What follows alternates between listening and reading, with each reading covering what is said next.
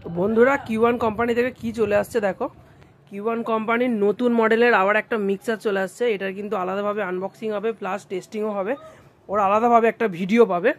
দাম কিন্তু PA16 থেকে PA মডেলের থেকে একটু বেশি, বাট এর কোয়ালিটিটা অসাধারণ করেছে।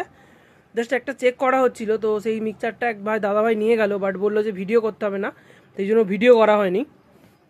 এটা আলাদাভাবে ভিডিও করে তোমাদেরকে দেবো।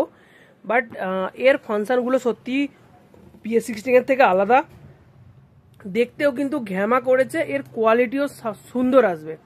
এখানে কিন্তু ফ্যান্টমের সিস্টেমও দিয়ে দিচ্ছে, দেখো ওপর থেকে কিন্তু দেয়া আছে।